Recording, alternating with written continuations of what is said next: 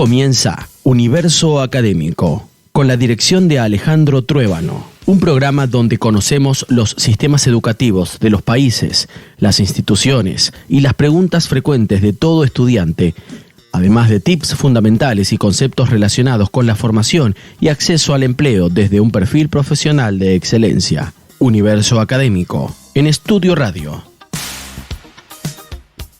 Hola, muy buenas desde Universo Académico. Hoy nos acompaña una persona muy especial y vamos a dejar todo el peso del programa prácticamente en él y en todos sus comentarios que nos ilustrarán sobre un tema genial que está en tendencia, que va a ser el que va a componer el objetivo de nuestro programa de hoy. Soy Alejandro Truébano, estoy encantado con que estéis conmigo nuevamente en Universo Académico y hoy hablaremos del tema de la formación en liderazgo, un tema que puede marcar el futuro también y el empoderamiento de los líderes en el panorama empresarial internacional. Y el liderazgo empresarial en España requiere de un vínculo muy estrecho dentro del campo de la formación de empresa, gestión, recursos humanos y marketing, pero también campos tan interesantes como la psicología y en estos últimos tiempos las tecnologías emergentes, por ejemplo inteligencia artificial o herramientas de predicción del comportamiento en función de perfiles de cada persona. Evaluaciones que se realizan, por ejemplo, a través de los Big Five, son cada vez más tendencia también para facilitar el trabajo de los actuales líderes de las empresas a nivel mundial. Bueno, pues como os digo, para hablar de todo esto, disponemos de un invitado muy especial, uno de los líderes españoles más reconocidos, un gran referente en formación de empresa y gestión de recursos humanos. Él es Ignacio Campoy Aguilar. Ignacio es doctor honoris causa por la Universidad CLEA, es Council Member for Projects en GLD, una red mundial de conexión de líderes que aporta valor desde la excelencia empresarial, pero también es CEO de la institución académica Formación Universitaria.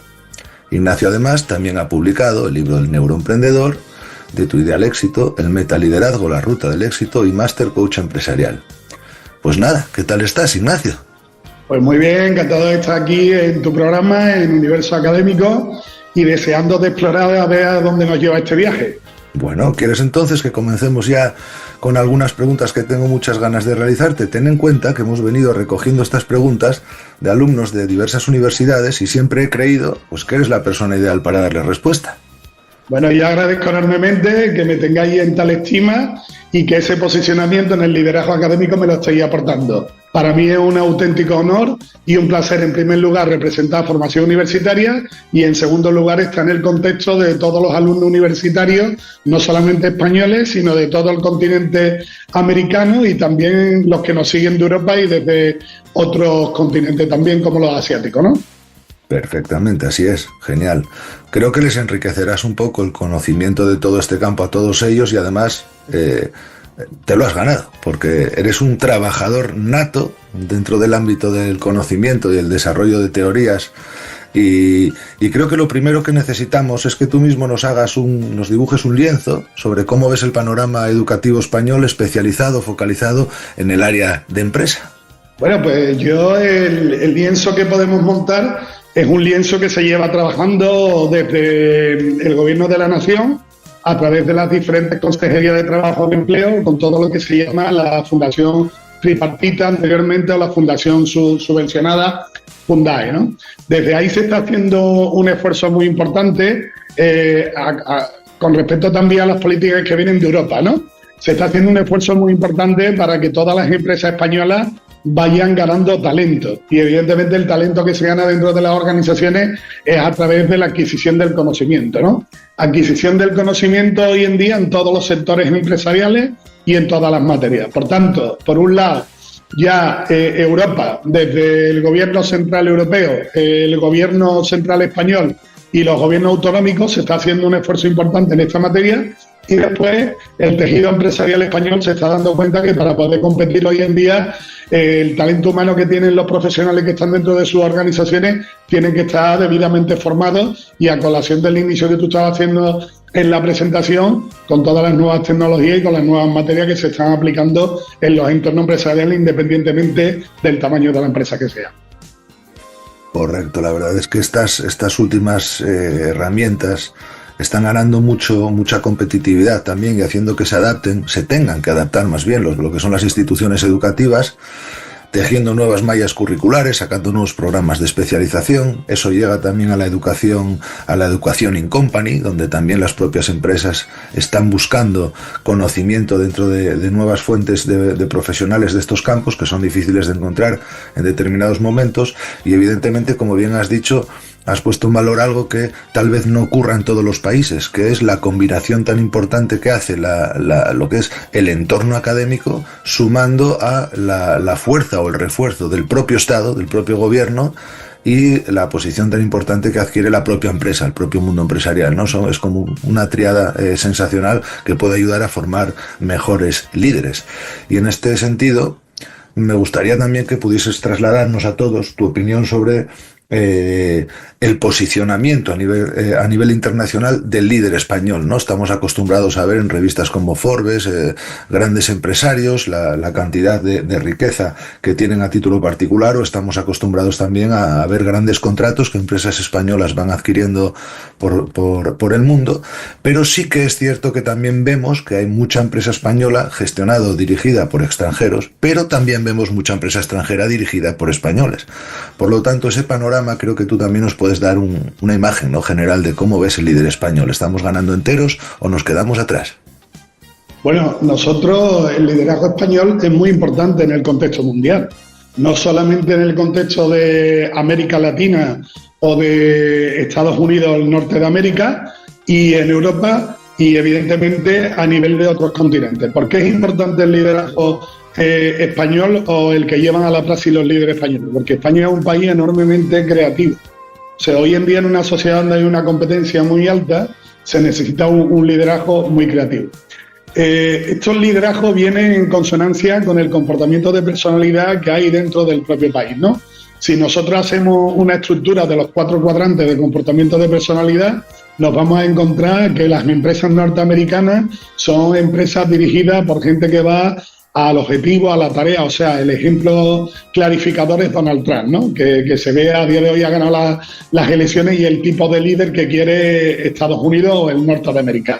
Líderes que vayan a conseguir, sea lo que sea, al precio que sea, o cueste lo que cueste, el resultado, la meta, el objetivo, y ya estamos viendo las políticas que va a implementar o que va a llevar a la práctica.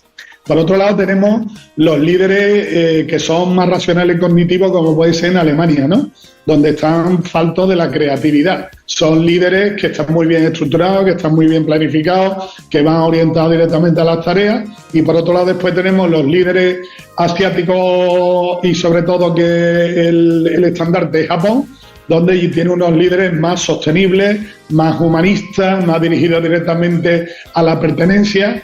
Y el otro cuadrante lo dejamos directamente para los líderes españoles, y evidentemente al margen de los líderes españoles podríamos poner los líderes latinos de Europa, que tienen más tendencia a la creatividad, pero que en concreto en España. Por tanto, en España hay muy buenos líderes, y eso se ve en las grandes multinacionales o transnacionales que tiene España fuera en el mundo. Y no solamente por estas transnacionales, que podemos hablar de, bueno, desde el grupo Inditex a Santander, a Telefónica, a BBVA o a cualquiera de las grandes, sino también por los líderes que están dirigiendo, como tú bien decías, compañías en concreto que son originarias de otro país y la están liderando líderes españoles, ¿no?, como ha pasado históricamente, ¿no?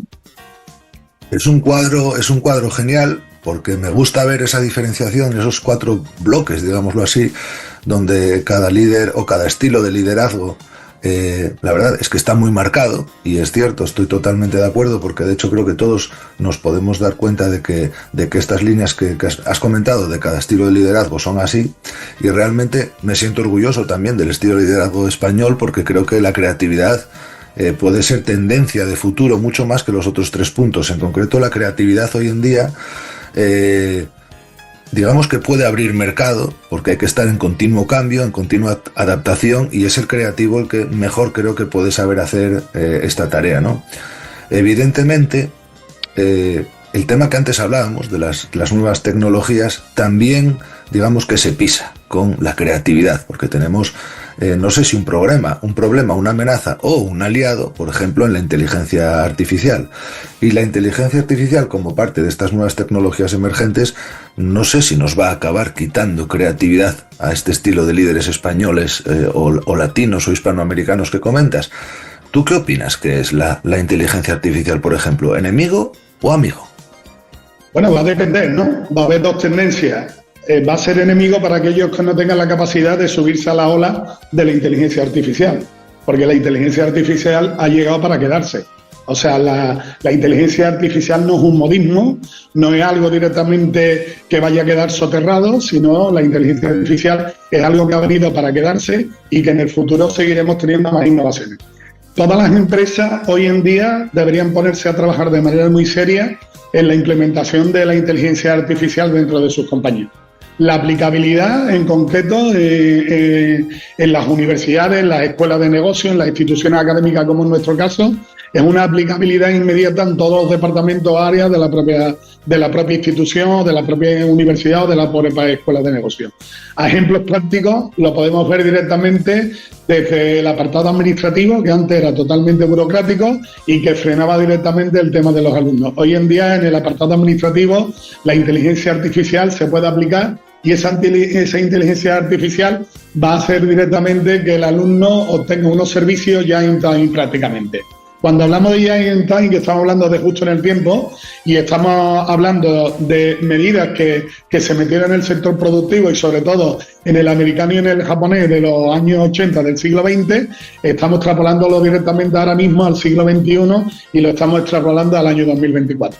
En el área, por ejemplo, de atención a los alumnos para informarse de cualquier programa académico, para darse de alta en una matrícula tal, la inteligencia artificial va a ser clave. ¿Por qué motivo? Porque esta inteligencia artificial, estructurada directamente y programada para que dé el servicio, va a poder conducir al alumno de una manera muy sencilla y muy fácil. En el ámbito de las tutorías, del seguimiento de los alumnos, de tramitación de diplomas, de títulos, o sea, si miramos directamente la fotografía o a colación de lo que tú comentabas, Alejandra, al inicio de nuestra conversación, en ese lienzo, en ese cuadro, que abríamos ese cuadro extrapolado directamente a las universidades o las escuelas de negocios, no veo un rincón de una universidad, de una escuela de negocios, de una institución académica donde no entre la inteligencia artificial. Por tanto, la inteligencia artificial va a ser amiga de estas organizaciones que tengan la capacidad de implementarla y de todos los usuarios que lo utilicen. Y esto, a su vez, se puede extrapolar a cualquiera de los sectores industriales de servicios que tiene cualquier país y cualquier compañía. Correcto. Pero es que además no solo la inteligencia artificial ha venido a meternos mano a todos un poco en el ámbito educativo, que este programa está muy focalizado en el ámbito educativo, el nombre propio lo dice, sino que también vemos que está afectando a metodologías, ¿no? Las grandes metodologías, las nuevas metodologías de las cuales ya tenemos un programa anteriormente presentado en público, vienen estando afectadas por nuevas posibilidades que se ofrecen a los alumnos, como por ejemplo el poder asistir a clase en entornos del metaverso, ¿no? O sea que son todo puntos de vista novedosos. Tendremos que adaptarnos rápido y acostumbrarnos, pero qué duda cabe que estoy totalmente de acuerdo en que todas estas tecnologías, como la IA en este caso que acabamos de hablar, sí, serán aliadas siempre y cuando sepamos cómo incluirlas dentro de la estructura de la empresa, que es lo fundamental. Por lo tanto, saber incluirlas va a ser la llave al final de sacarles partido, ¿no? El que las incluya mal o no sepa muy bien cómo utilizarlas como complemento, pues pecará y tendrá un gran problema.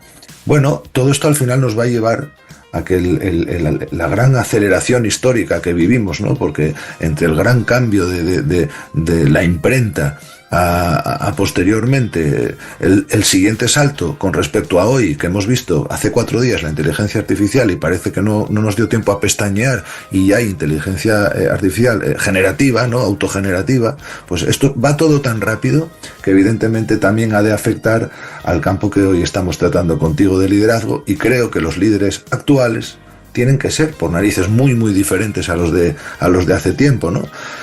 ¿Cuál crees tú que puede ser un pequeño listado de diferencias que podamos tener en cuenta sobre el liderazgo clásico? Vamos a poner una fecha como por ejemplo desde mediados hasta finales del siglo XX, y vamos a compararlo con el líder de hoy en día, de un 2024. No, hablemos de un líder del 2025, ya que ya estamos a las puertas de comernos las uvas. ¿Cómo lo ves, Ignacio? Bueno, en primer lugar, conectándolo directamente con la imprenta de Gutenberg, ¿no? Gutenberg desarrolla la imprenta y es un salto cualitativo para el conocimiento, ¿no? El conocimiento se divulga a través de la impresión, ¿no? Antes de la impresión, que bueno, estaban los escribas que escribían a mano y te lo hacían en papiro, hay un salto cuantitativo y cualitativo directamente para la adquisición del conocimiento. El líder del siglo XX yo lo remontaría antes del siglo XX. ¿Por qué motivo lo remontaría antes del siglo XX? Porque vamos a hablar directamente de cuando más o menos las empresas como tales se organizan. Las empresas como tales se organizan a partir de la Revolución Industrial. Y en la Revolución Industrial, en aquella época, que parte del Reino Unido, sobre todo de las ciudades como Manchester en concreto, también Liverpool también tuvo, pero sobre todo Manchester, en aquella época los líderes eran básicamente aristocráticos, o sea, solamente podía ser propietario de una empresa aquella persona que era aristocrática y que podía montar esa empresa. Estaba prohibido de alguna manera que cualquier persona que viniera del vulgo, del pueblo llano, pudiera ser líder. Por tanto, era un liderazgo muy directivo, muy autocrático, muy de orden y mando y de jerarquía. Y esto prácticamente ha llegado no hasta mediados del siglo XX, sino que esto todavía está presente hoy en día en las empresas y en las empresas de todos los países. De manera más acusada en países como Estados Unidos. ¿Por qué motivo? Porque es un país que va orientado directamente a la tarea, al objetivo, a la meta, donde aunque haya talento, con el humano en empresa humanizada, a día de hoy todavía esto no lo entiende, y fíjate que es el país más desarrollado económicamente. Y por otro lado, estamos hoy en doble velocidad con aquellos, sobre todo en el continente europeo, con aquellos países y con aquellas empresas que están dándole cabida a la parte oriental, que sería el humanismo dentro de las organizaciones. Y estamos buscando líderes más humanistas. De hecho, hoy que estamos hablando en este programa, yo en breve asistiré directamente a dos tipos de eventos que se realizan en Madrid. Uno es el Top Human Leader, con lo cual ya su nombre, aunque sea en inglés, está diciéndote de qué estamos hablando hoy en día. Y después el Future Thinking de SEO Summit, que estamos hablando también de líderes humanistas, ¿vale? Cuando estamos hablando de líderes humanistas, ¿estamos hablando de líderes buenistas? No, no es sinónimo líder humanista con líder buenista, para que toda nuestra audiencia no se vaya a creer que esto va en entorno Teletubby de darnos besitos, ¿no? Y abrazos, ¿no? O sea, es muy importante tener líderes humanistas, pero que conjuguen directamente con las tareas que hay que hacer en las organizaciones, porque no nos podemos olvidar que una organización tiene que hacer tareas porque tiene que satisfacer a todo su grupo de interés o stakeholder que tiene y tienen que conseguir resultados. ¿Qué significa? Que un líder sin resultados no va a ningún lado, ¿vale? Por tanto, el líder humanista está entrando hoy. Estamos ahora mismo en el albor, en el inicio en concreto del liderazgo humanista. Yo me llevo postulando en este liderazgo humanista desde el año 2012. ¿Por qué motivo? ¿Era un adelantado a mi tiempo? No. Tuve una crisis existencial desde el punto de vista empresarial y de SEO o de directivo o de primer ejecutivo de la organización, donde me di cuenta que era un líder muy orientado a las tareas, muy orientado a la productividad, y aunque dentro de mí existía, ¿vale?, y albergaba directamente el humanismo, no lo expresaba y no era consciente de las disciplinas o las metodologías que tenía que adquirir. ¿Qué me di cuenta? Bueno, que un líder hoy en día tiene que saber, como tú bien decías al inicio, al arranque, de psicología. Y tiene que saber de psicología como mínimo aplicativa al campo de las organizaciones. Por tanto, estaríamos hablando de psicología organizacional. Tiene que tener una base de psicología humanista. Tiene que tener una base de psicología positiva. ¿Por qué motivo? Porque hoy, que estamos viendo solamente problemas, que estamos contaminados por los medios de comunicación de todo tipo del problema, tenemos que tener alguien que hable de positivismo dentro de las organizaciones. ¿Por qué motivo? Porque al final un líder es alguien que piensa en positivo, porque tiene que llevar la organización desde donde está hasta el estado deseado.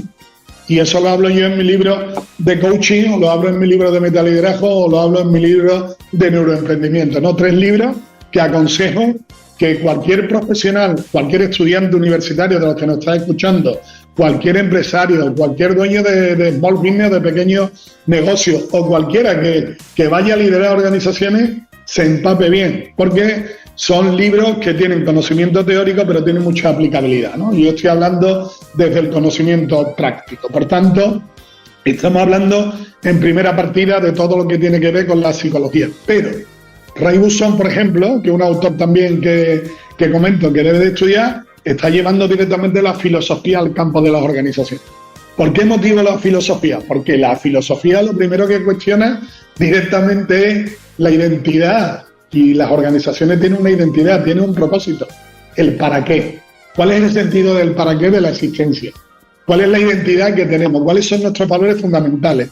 Y tenemos que estudiar los clásicos, tenemos que estudiar a Platón, tenemos que estudiar a Aristóteles, tenemos que estudiar a Sócrates, tenemos que estudiar estoicismo, porque hoy en día el estoicismo está más presente que nunca dentro de las organizaciones a través de la resiliencia. Y la resiliencia es un factor diferenciador cuando el cambio está en acusado. Y estamos viviendo lo que no ha vivido nunca la humanidad, unos cambios que se están aconteciendo cada día, cada semana, cada mes, cada trimestre, cada año y de tal, y unos cambios totalmente drásticos. Por tanto, tendríamos que estudiar filosofía. También tenemos que estudiar sociología. ¿Por qué motivo? Porque tenemos que entender a la sociedad. O sea, una organización está vendiendo directamente para la sociedad. Y después, por último, beber eclécticamente de las fuentes de la sabiduría. Beber eclécticamente de las fuentes de la sabiduría. Estamos hablando del coaching, estamos hablando del counseling, estamos hablando de disciplinas o de metodologías que nos van a ayudar directamente a los líderes de las organizaciones, y líderes en la organización, puede ser cualquiera dentro de la misma, que beban de esta fuente para ayudarle a la organización a que esta organización crezca y crezca en consonancia con el propósito que tenemos. Esto además va a incrementar la productividad, esa productividad tan escasa que tenemos en España, competitivamente con el resto de los países con los cuales estamos compitiendo, y que ha hecho que del 8º lugar bajemos ya al puesto 14 y probablemente en poco bajemos al puesto 33. Y esto nuestros líderes políticos se tendrían que dar cuenta, y nuestros líderes sindicales y nuestros líderes de las áreas de empresarios como la COE o SEPIME se tendrían que dar cuenta de que esto tiene que impactar. Y esto bajaría directamente el absentismo dentro de las organizaciones, que hoy en día está disparado en España y nos está costando tantos miles de millones de euros. Y miles de millones de euros que no solo nos están afectando a nosotros, sino que están afectando directamente a todos nuestros hijos. Y no estamos pensando directamente en nuestros hijos, estamos pensando en nosotros. Y hay que pensar de manera más sistémica y aplicar directamente todo esto que te estoy comentando para tener un país productivo, un país que sea rentable, para tener organizaciones que estén sanas psicológicamente y sanas económicamente, porque de ahí viene la psicoeconomía. O sea, para entender la economía hay que entender primero la psicología. No se entiende la economía sin la psicología. Por tanto, estamos abiertos a todo esto. Es fantástico, porque has ido trenzando de una manera genial también todos estos campos que acaban por afectarnos a nosotros, al devenir del futuro. Has marcado aquí ahora mismo la importancia de esta psicología, que anteriormente ya habíamos mencionado, efectivamente, y la importancia del grupo también, la importancia del incentivo, el coaching, el mentoring como nuevas herramientas también, y ese liderazgo humanista que ha de incluir el positivismo también a la hora de trabajar con el grupo, esa lección que ya por el 2000, creo que has dicho 12 o 13, que fue cuando tuviste esa crisis como líder, ese gran cambio, bendita crisis la que has tenido, ¿no? Porque te ha hecho crecer como líder también. O sea que esa crisis es la que ahora mismo creo que tenemos que animar a todas estas figuras que acabas de decir ahora, estos políticos, a esta COE, ojalá tengan este tipo de crisis también, ¿no? Y puedan ver la luz, que abran la persiana, el store en la ventana y dejen entrar esta claridad que a ti te inundó en ese año y te ha hecho crecer tanto, porque realmente al final esta lección la podíamos ver en los famosos, los Hawthorne, los estudios Hawthorne, ¿no? Del Tom Mayo también, ¿no? Como el nivel de positivismo, el incentivo al grupo, al colectivo también va a disminuir el absentismo, etcétera, etcétera, ¿no? Son tantos los factores que me parece genial. Has hablado mucho del liderazgo humanista, que creo que por supuesto es la base de animar y de incentivar a los oyentes de este programa a tomar también esos libros que has escrito pues como Biblia, ¿no? Hay que leerlos, por supuesto que sí, han de ser básicos, y desde luego a mí me llama mucho la atención siempre, de tus 3 publicaciones, el libro del metaliderazgo, la ruta del éxito, ¿no? El entrenamiento, hacernos unos sherpas para subir esa montaña que ya se ve tan chula, ¿no? Esa metáfora visual que tenemos en la propia portada del libro. y querría que nos enriquezcas ahora, ¿no?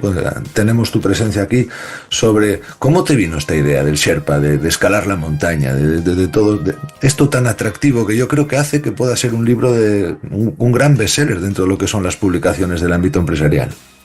Pues mira, yo en esa búsqueda, ¿vale?, del conocimiento, en esa búsqueda ecléctica de la sabiduría, de beber de fuente, estudié directamente el comportamiento de personalidad, ¿no? Estudié la personalidad y estudié el comportamiento de personalidad. ¿Por qué motivo estudié personalidad y comportamiento de personalidad? Porque ya en el oráculo de Delfos había la inscripción directamente de primero conócete a ti mismo. O sea, una organización es una organización humana. El separar directamente lo humano de una organización y entender que una organización no es humana me parece un craso error cometido desde el principio de los tiempos. ¿Por qué motivo? Porque las organizaciones no están hechas por sí mismas, están hechas por persona para persona.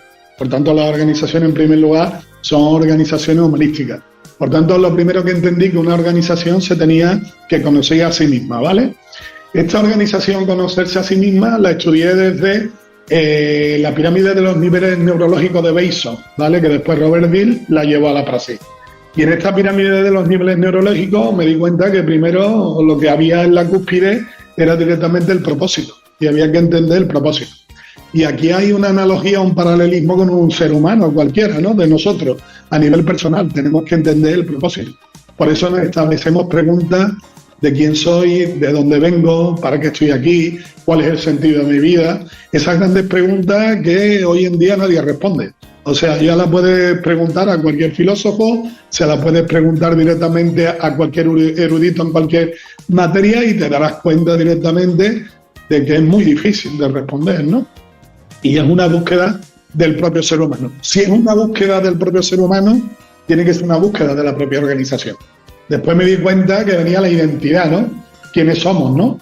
Y la identidad me di cuenta que está estructurada o está potenciada en dos áreas. Primero en los valores que tú tienes, ¿vale?, o los principios. Hay algunos autores como David, que indica directamente Serdar, que indica directamente el propósito, que él no habla de valores, un gran amigo, y yo hablo de los valores, ¿no?, porque estoy más fundamentado en el apartado de los valores, ¿no? Pero al final hablamos de principios de los valores y para lo que estamos aquí hablando a nuestros oyentes le viene de igual manera, ¿no?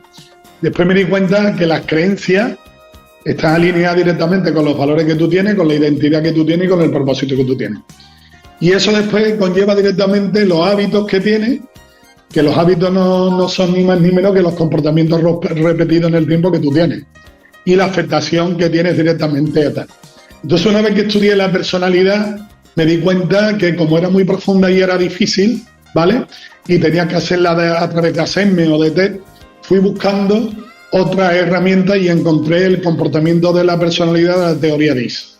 El comportamiento de la personalidad de la teoría DISC de William Marston, un terapeuta del siglo XX, de principios del siglo XX, de 1920 y algo, ¿vale?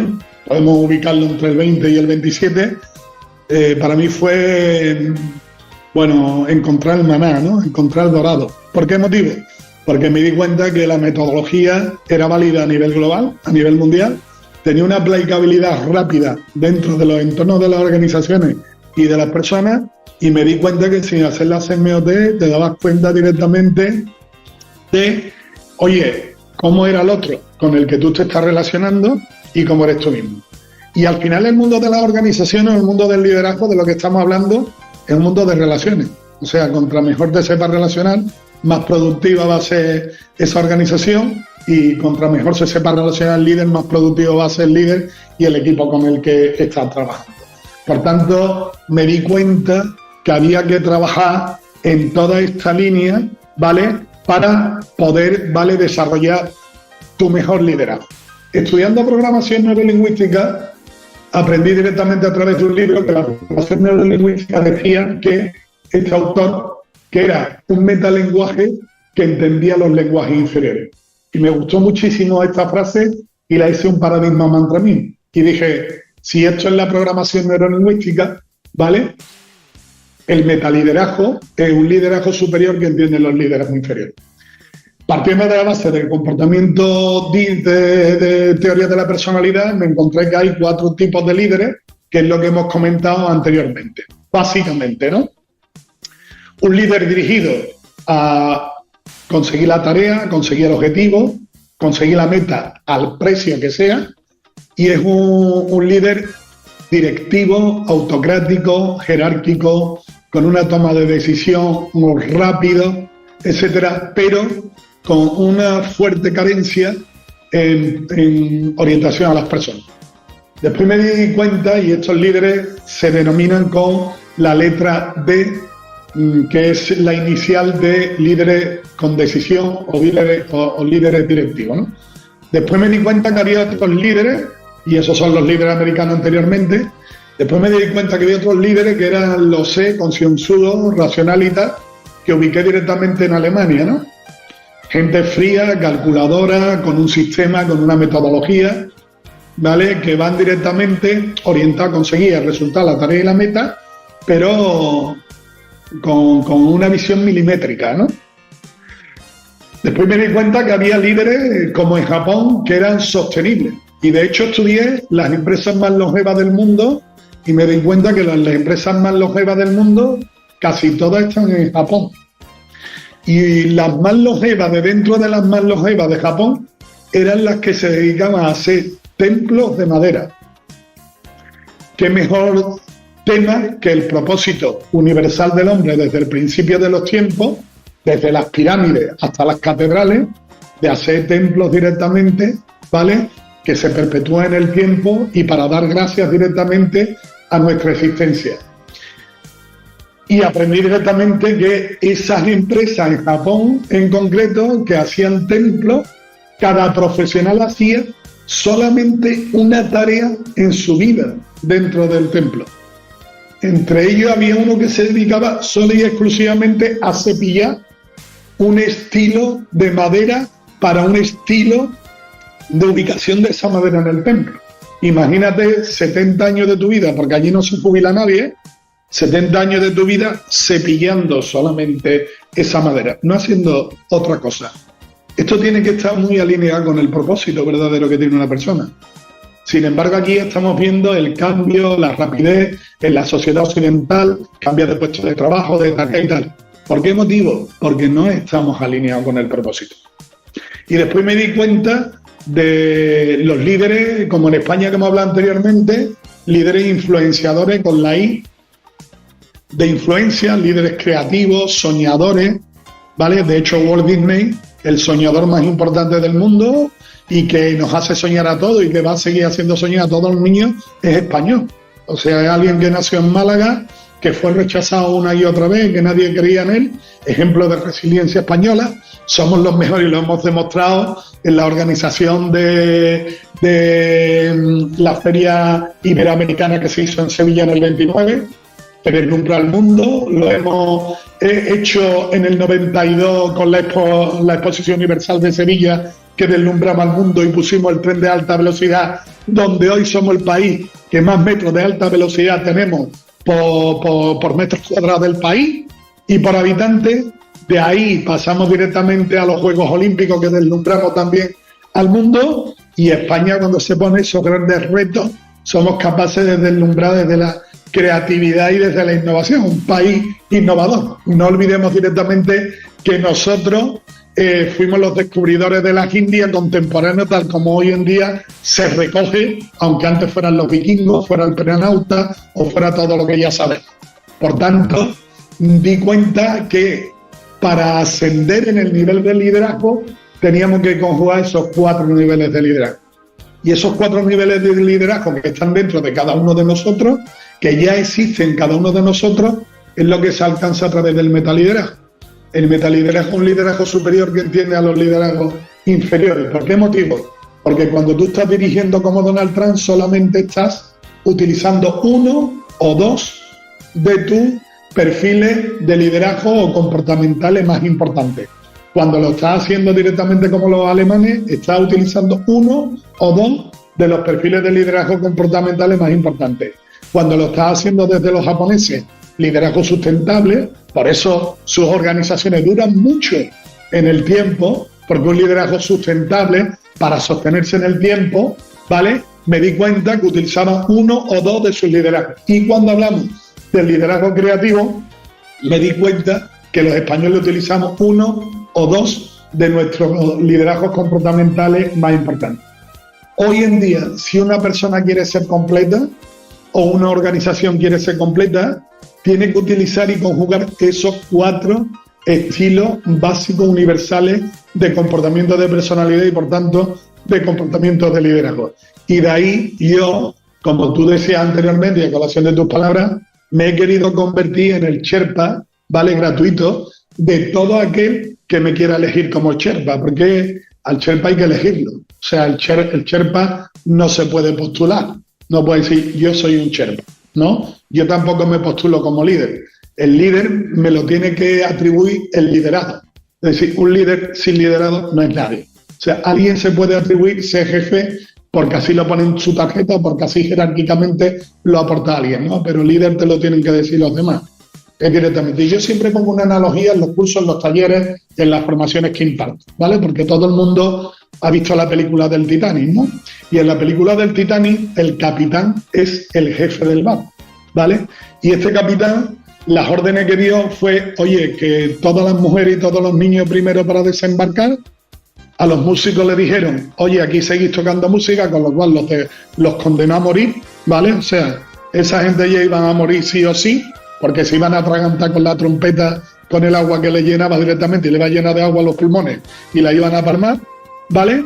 Y sin embargo yo pongo la analogía de un Leonardo DiCaprio, ¿vale? Un Leonardo DiCaprio ficticio que está allí y que tiene una camiseta blanca puesta que dice experto directamente en salvamento de todo el mundo sin ningún muerto en barcos del tamaño del Titanic. ¿A quién elegiría nuestra audiencia? ¿Al jefe del barco, al capitán, o a Leonardo DiCaprio? La chavala eligió a Leonardo DiCaprio, no eligió al capitán. Yo entiendo que aquí, tanto las chavalas como los chavales, también elegiríamos a Leonardo DiCaprio. Bravo, bravo, bravo, porque lo estaba visualizando según lo estabas comentando. Gran ejemplo. Yo hubiese escogido a Leonardo DiCaprio también, la verdad, ¿eh? Pues nada, ha sido un viaje apasionante, con todo esto creo que estamos por lo menos preparados para ser mejores líderes o al menos preparados para comportarnos como si fuésemos un poco líderes. El camino ha sido muy bueno. Hemos hablado, me encantó también el tema del propósito o Ikigai, el concepto japonés que también mencionas en tu libro del emprendedor, del neuroemprendedor, los valores, las creencias y los hábitos, o sea, 4 puntos fundamentales que han ido conformando también ese crecimiento y esa luz que te iluminó y que ahora nos ilumina a nosotros a través de tus teorías. Y no sé si te ha resultado gustosa la entrevista, pero a mí por lo menos me ha encantado. Espero que también sea así para los oyentes del programa. ¿Qué tal? ¿Te has sentido cómodo? ¿Te gustó el tema? Bueno, Alejandro, eres un conductor magnífico. Ya sabes directamente que tienes una voz súper melodiosa directamente para el tema de la radio o de ebook, como en este caso, que es el que estamos haciendo tú y yo. Y han sido unas preguntas muy interesantes, ¿no? Unas preguntas sin guión, unas preguntas directamente de la naturalidad, de lo que llevaba este viaje en concreto, y cuando las preguntas salen del interior, las respuestas salen del interior. O sea, todo lo que ha vivido nuestra audiencia le puede gustar más o menos, pero sabe directamente que no hay nada impostado y que todo es la verdad más profunda que se alberga en el interior de cada uno de nosotros. Con lo cual, me he sentido muy, muy bien. Espero que a la audiencia le guste y espero que nuevamente me puedas llevar a tu programa Universo Académico. Desde aquí le auguro muchísimos éxitos, porque vamos a hacer, y vas a ser tú en primera persona, que eres quien lo conduce y quien lleva el programa, vas a ser directamente una puerta, una ventana abierta al mundo del estudiante universitario y abierta directamente a las instituciones, a las escuelas de negocio, a las universidades y al resto de las empresas y de los grupos de interés que estén interesados en el crecimiento personal y en el crecimiento profesional. Pues más claro imposible. El placer ha sido nuestro también, Ignacio, de tenerte con nosotros, y espero que esa puerta, esa ventana que comentas, que no nos la cierren y que nos acompañen en un nuevo programa de Universo Académico, que esperamos que sea al menos tan fructífero e interesante como este. Y por supuesto, cogemos el guante y volveremos a tener ahora al colectivo, nuestro amigo Ignacio, que si tiene a bien volver a acompañarnos, estamos seguros de que nos abrirá la mente nuevamente y contaremos, cómo no, con temas fantásticos de su mano. Así que os espero en el próximo programa y un fuerte abrazo a todos.